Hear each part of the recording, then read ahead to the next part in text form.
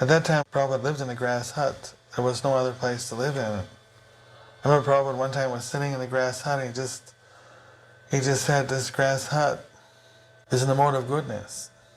And this is all you need for spiritual life, live in a grass hut and live by the side of the holy river, chant Hare Krishna. But if we do this, people won't come here. So we have to build the big buildings with concrete and steel and bricks. Those buildings are in the mode of passion. But for preaching, we can build those buildings. But for our own selves, this should be enough. Before the festival, I had approached Srila Prabhupada on the balcony in Calcutta and said, Srila Prabhupada, I've been trying to understand what you want of us, what your desire is. I could see that Srila Prabhupada was really listening and taking every word into his heart. And then I said, two things seem to please you the most. Distributing your books and building the big temple in Mayapur. And Srila Prabhupada's eyes opened wide, his face lit up, he smiled and he glanced at me and he said, yes, you have understood. And then he said, if you build this temple in Mayapur, Srila Bhaktivinoda Thakur will personally come and take you all back to Godhead. Bhavananda Prabhu said, Srila Prabhupada, we're sitting in the middle of these rice fields. I'm from New York. He says, Srabi, the architect, is from Amsterdam. You know, we're all from cities. We're all from big cities. And we're sitting in the middle of these rice fields, and you're asking us to build a big temple in the city. How we can do this, Prabhupada? And he said, Prabhupada, where will all the money come from? And Prabhupada said, Bhavananda is always thinking, where will money come from? He said, actually, here you have Radha Madhava. He said, Madhava means the husband of goddess of fortune. Simply serve Madhava nicely and everything will come. You don't have to worry about money. Well, Prabhupada, we don't know where to start even. They had the design for the Lotus building and you know, where to put it. We're really bewildered, standing in the middle of rice fields. You know, Prabhupada, he didn't procrastinate, as we say. So Prabhupada said, come with me. We had 3 acres of land at that time, 1 strip of land from the road. So Prabhupada, he put a clod of earth down, then he just paced so far down, then he put another clod of earth, then he just turned and he paced the other way, put another clod of earth, paced up the other end. So he put 4 clods of earth and he said, build it here. That was it. This is Prabhupada establishing the Anantasesha in 1972. He invited all of his god brothers to come. And many god brothers had already left, so there were disciples of god brothers, his spiritual nephews. So he invited them all to come. And then he spoke to them that Srila Bhakti Siddhanta Saraswati Thakur wanted us to all work together. So why don't we all combine and work together? Now I have temples around the world, and I can give you some devotees from foreign countries to help the preaching. We should all work together. But they didn't accept. Didn't really say anything.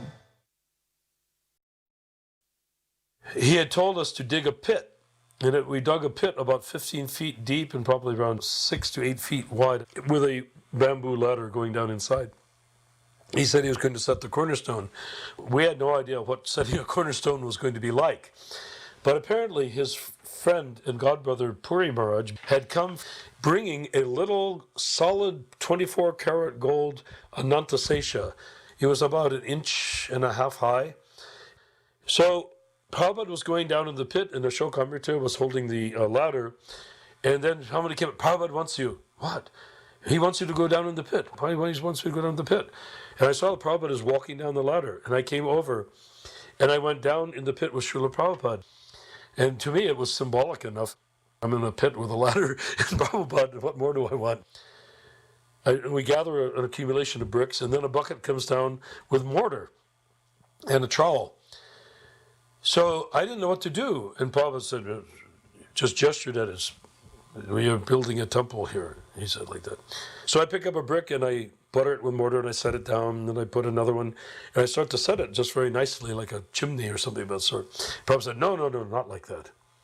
And I said, how? He said, every which way. When he said every which way, he meant randomly.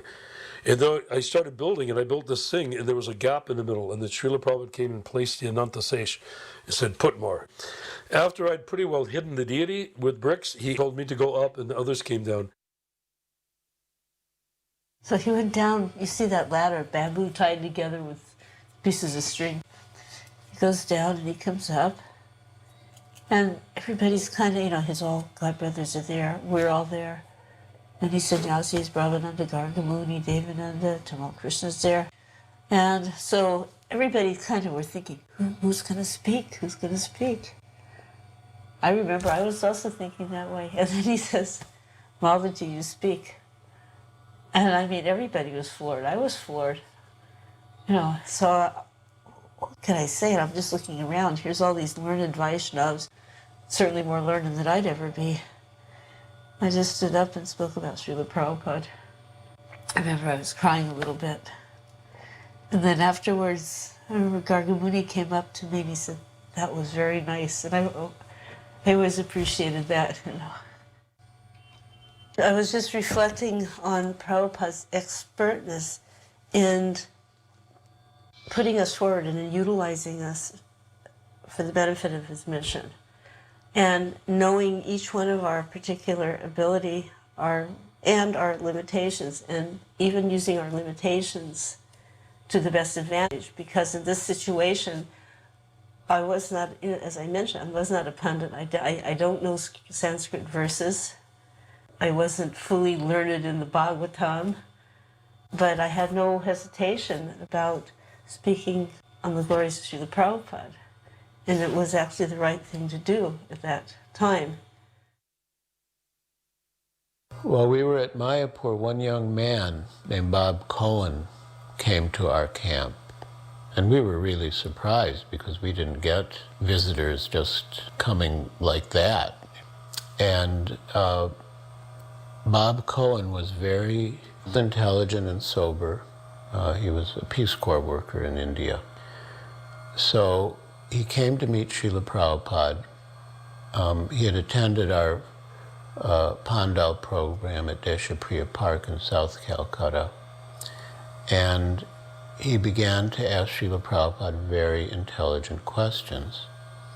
And Srila Prabhupada gave very elaborate answers. And it became a regular routine that Bob would come and ask questions to Srila Prabhupada.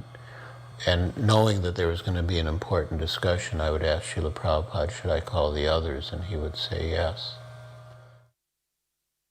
My experiences with Prabhupada, of course, occurred in the Bhajan Kutir, where devotees wanted to know if I had any questions, which I certainly did. So I got to sit in there, I think, for several hours a day over probably a 4-day period, and discuss with Prabhupada my philosophical issues. I didn't really know a whole lot about what was going on in terms of parampara and how things work. I knew a little, but I just appreciated the qualities of Prabhupada. He made me feel very comfortable. His humor was very disarming. And Prabhupada was on a platform, so I was on the floor. So I'd always be looking at Prabhupada's feet, and somehow that gave me some blessing.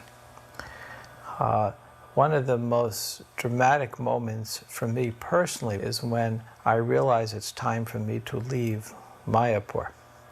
Because the night before, on Gaur Purnima night, Jamuna had come to me with tears in her eyes. And I remember the moon reflecting in her eyes, and she had tears and said, "You are so fortunate. Prabhupada spending so much time with you." She said it with such conviction that I was completely overwhelmed. And I realized that I might have to surrender. So I went behind the temple, behind the pandal, and just collapsed in the rice paddies and started crying. I said, I can't give everything up. So the next morning, Prabhupada called for me again, asked if I had more questions. I said, thank you very much for what you've done, but I have to leave now. I have to get back to my teaching, which Peace Corps had no idea where I was or what I did, so I could go back or not go back. And Prabhupada said, don't talk L-E-A-V-E.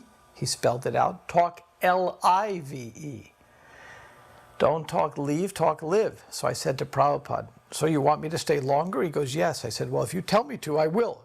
And then he said to me, good boy, the same way you would say it to your pet. So at that time, in my heart, I felt I had become Prabhupada's pet, not realizing that I, in essence, had accepted him as my guru, though. When I think back at it, after that time, I was sold out to Prabhupada. A minor incident, but for me, it was very major. And Prabhupada timed it just perfectly well to capture me.